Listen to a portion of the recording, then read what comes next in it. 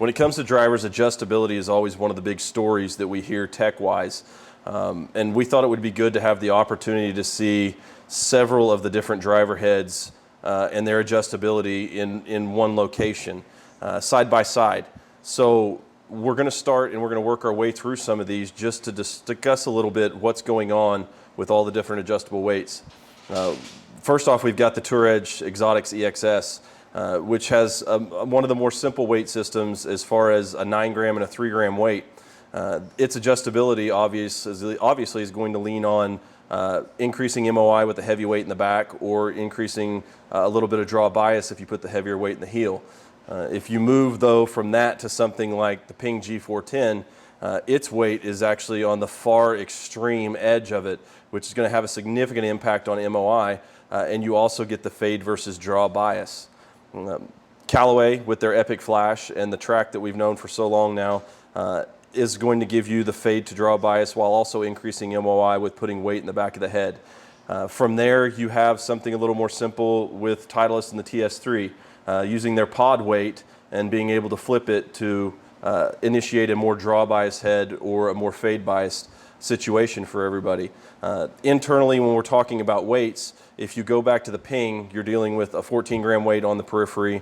With Callaway, we have a 16 gram weight that slides, as opposed to just being a singular screw-in function with the Ping. In Titleist, there's a lot of variability with the different pods that they have. Stock is going to come in an 11 gram weight that you can insert and flip.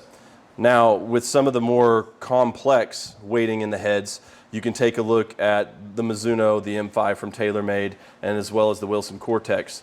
The Cortex having the most moving parts of everything, you get a 2 gram weight and an 8 gram weight in the extremes of the head that you can initiate more fade versus draw bias, in addition to a 10 gram weight track in the middle to help increase the MOI and CG as far as launch is going to go, and spin for that matter as you move the weight forward versus backwards. Mizuno with the ST190 is actually utilizing 2 11 gram weights in its standard form of the head. Depending on where those weights are placed in the head, again, you initiate a change in MOI as well as fade versus draw, with the fade track being in the toe portion of the club and the draw track being more towards the heel. And then the M5, using their T-track design, you have the ability to move the 2 10 gram weights into various different extremes of the head based on what you want to do with the profile. The ability to see all of this in one location should help paint a little bit of a clearer picture that not all the club companies are doing the same thing with their weight placement. They may have similar end goals as far as draw bias, CG change, MOI change, but the location in the heads will vary.